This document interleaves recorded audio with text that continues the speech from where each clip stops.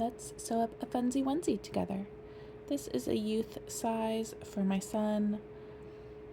Here is my two front pieces. I like to cut little notches to mark everything. The notch on the front center is for the zipper.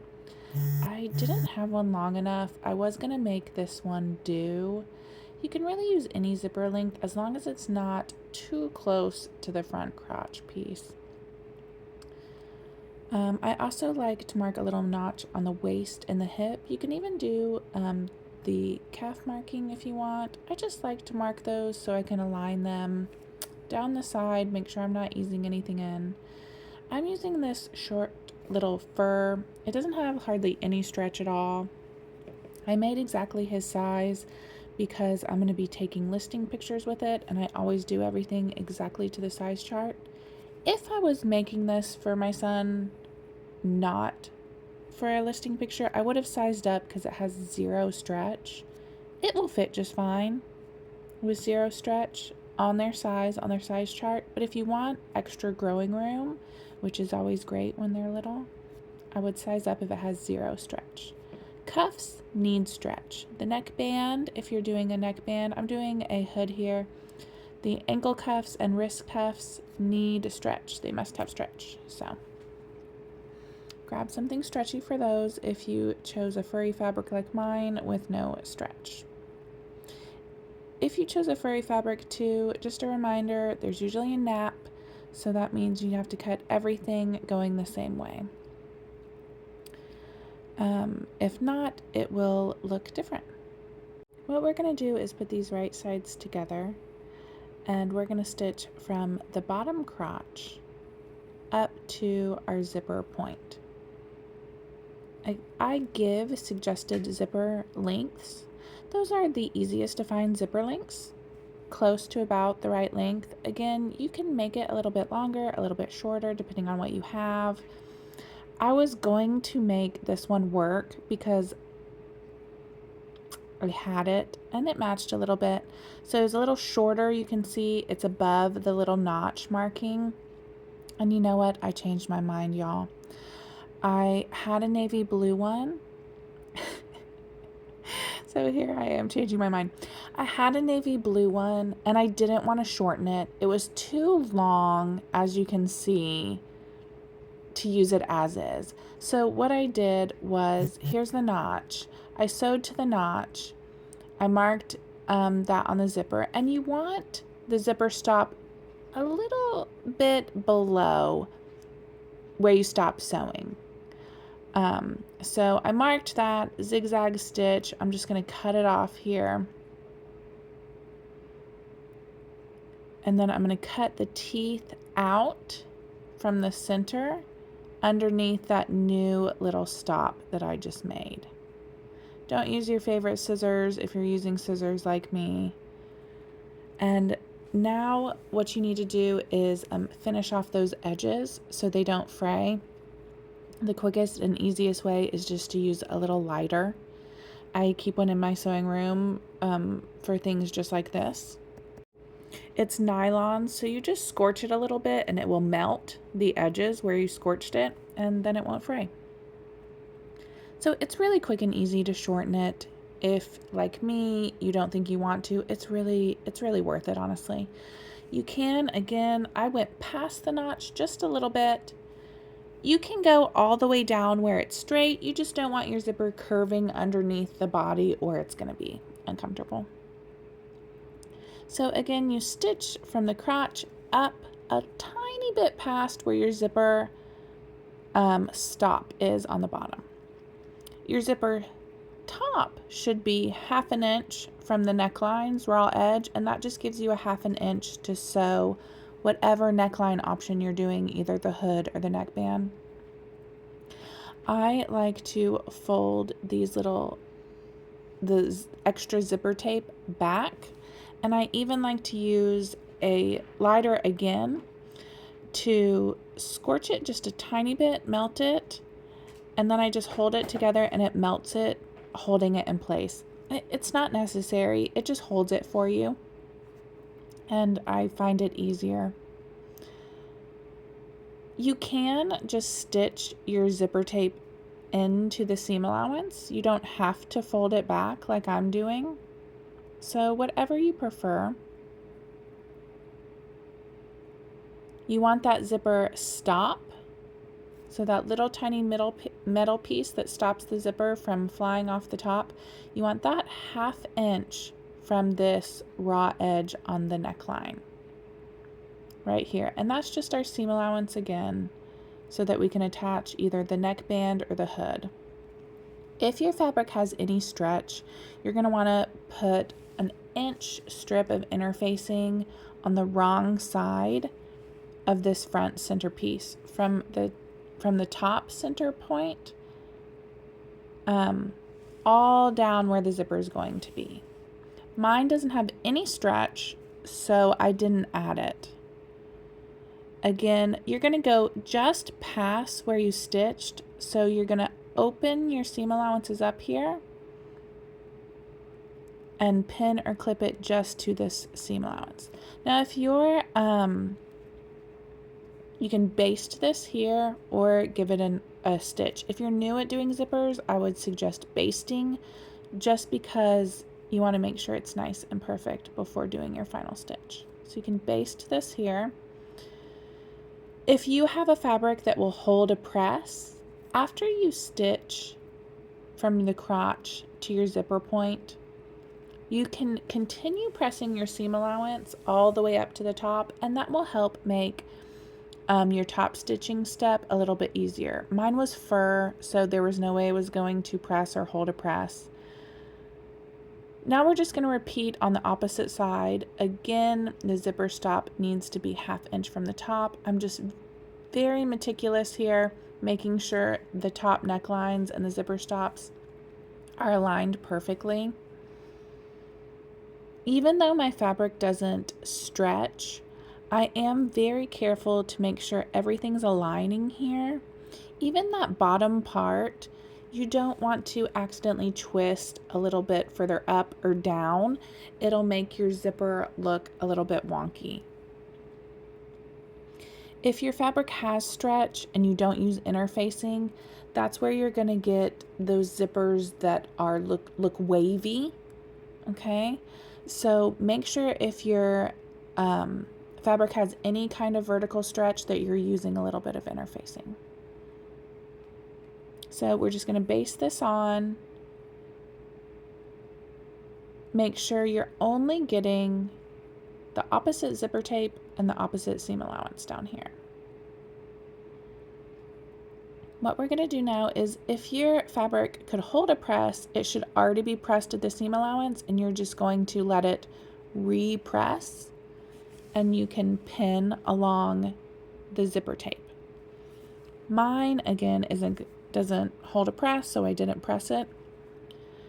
Depending on your zipper width, most likely, if you're just using a regular old nylon zipper just like me, your fabric's going to meet in the middle, covering the zipper, just barely touching in the center, and you're just going to pin it all down the side, both sides of the zipper. Make sure you want to flip your pins whichever way you're going to be sewing, right? And this method, I don't even use a zipper foot. You can. I usually just don't top stitch my zipper that closely to the zipper teeth that I don't even need one. So it's nice and quick and easy this way. If you have an extra wide zipper, sometimes like the metal zippers or sport zippers are extra wide compared to these kind of normal everyday plastic ones that you normally use and see. If it is extra wide, you're just going to fold back that 1/2 inch and your teeth might show a little bit. Which, if you got a metal zipper, you probably like that look and want your zipper teeth to show off anyways. If you're using super furry fabric, I like to press my seam allowance in just a little bit, so a little bit extra, so that I have the zipper teeth showing so that they don't get stuck in the fur. So all you're going to do is open up your seam allowance a little bit more. It's just like 1/8 of an inch, right? So it's not enough to affect the fit, and that way your zipper won't get stuck in your fur. This fur was really short. It's kind of like a minky, and so I wasn't worried about it getting stuck in the zipper. If you're using something like a Sherpa, that is what I did to kind of combat my zipper getting stuck. So I just top stitched. I top stitched about 1/4 inch away. Again, I don't even use a zipper foot because it's far enough away from the zipper that I don't even need to worry about it. Make sure when you're going down and around the bottom not to hit your zipper stop at the bottom, that little metal piece. So I just go further down to make sure I'm not going to do it. These are the 2 back pieces, right sides together, from the back center neckline all the way down to the crotch. Now we're going to sew up the shoulder seams. So this is the front, and I'm going to put the back right sides together and stitch at the shoulder seams. Using a serger for most of my construction. You can use a sewing machine, of course.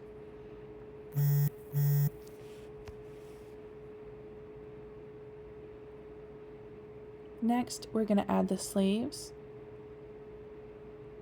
So we're going to open up our front and back, right sides up.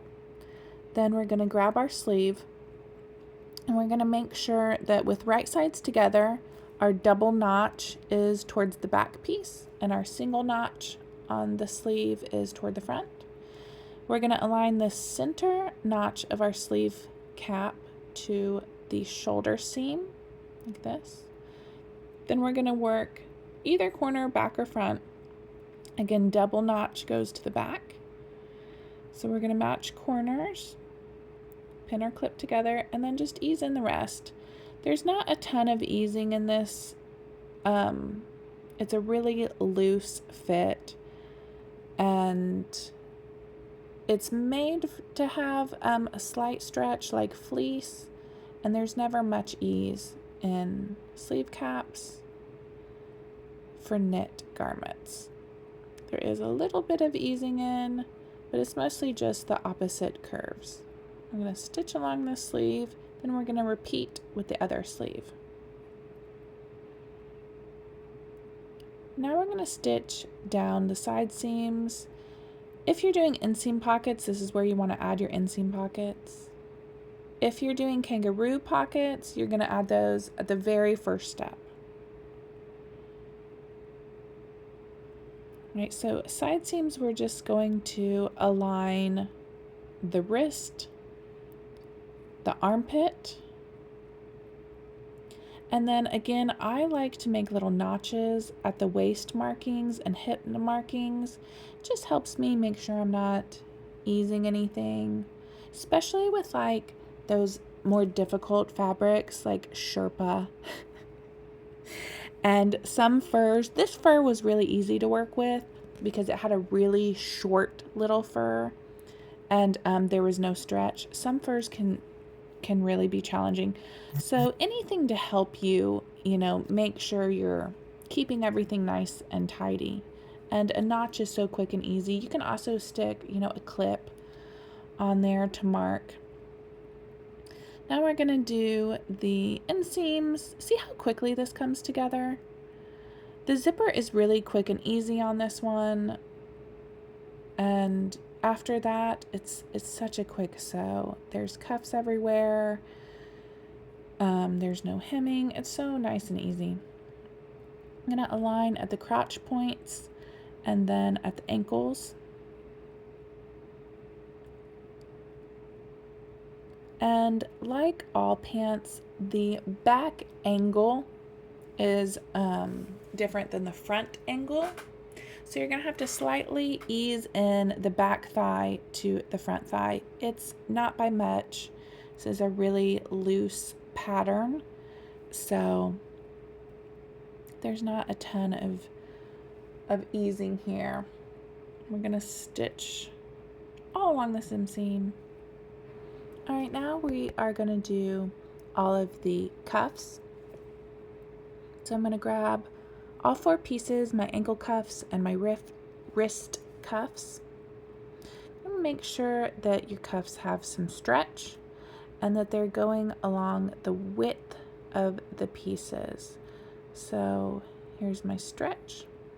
We're going to fold them widthwise, all 4 of them, right sides together. And we are going to stitch those 2 raw edges together, making 4 little tubes.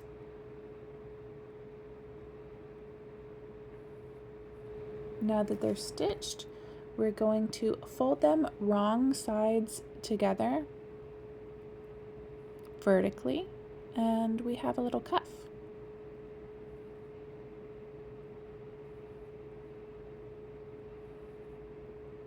Here we go. If you're using super difficult fabric, you can baste along the top raw edges together, just so it's easier to work with when attaching. Just using a normal old knit for mine, so nice and easy to work with. I didn't bother basting it. On the ankle cuffs, we're going to find the other halfway marking point. So from the seam, find the opposite side, just like this. Mark it whatever way you want, a pin, a clip, a little pin marking within the seam allowance, whatever your favorite method is for marking.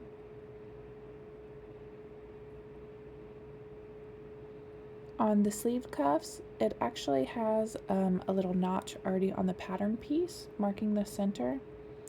And the bottom of your sleeve should also have a little notch. So don't skip those when you're cutting out. It makes attaching your cuffs so quick and easy. It only takes, a few seconds to cut this little notch. I find cutting notches much quicker and easier than finding the center point, so I love to always mark everything with a little notch.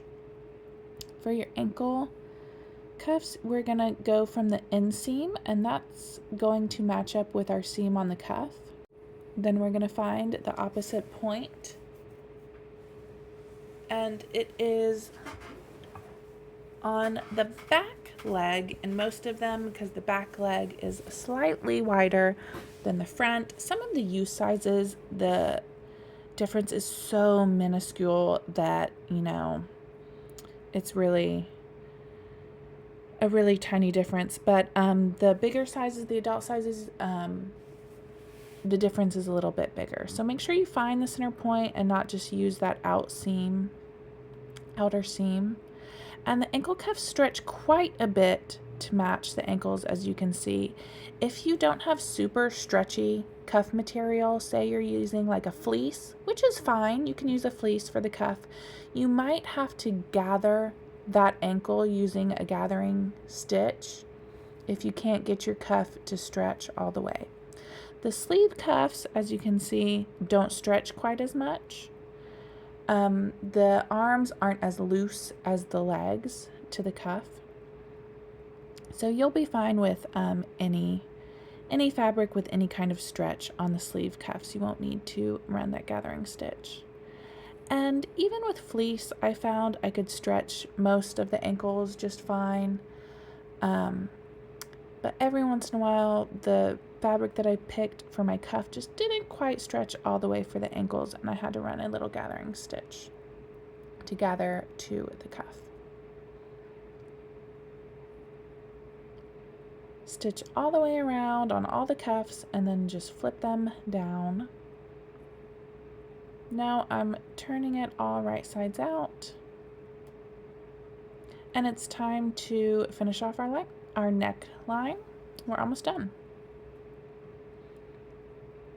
I'm going to do the hood in this video. It is by far everybody's favorite in my household. I had to ask who would please take the neckband Nobody wanted one without a hood. So that's why I did the hood for the video. I figured it was probably going to be the favorite all around.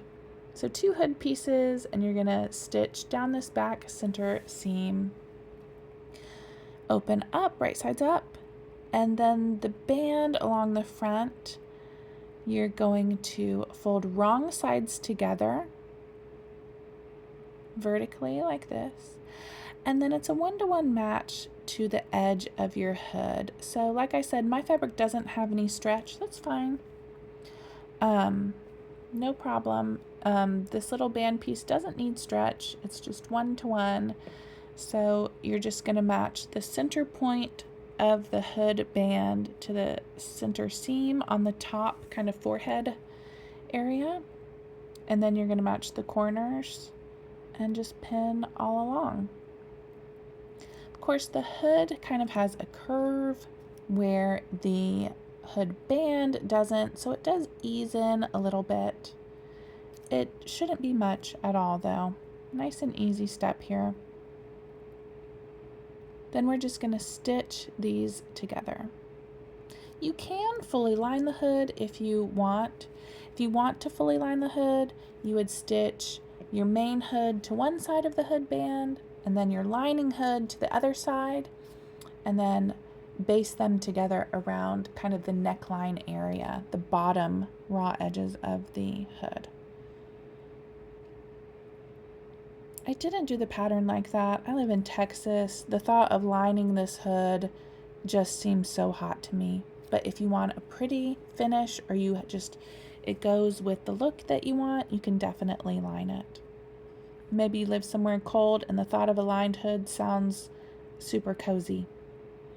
You can top stitch this here. I did a lot, just because it keeps that seam allowance nice and tidy.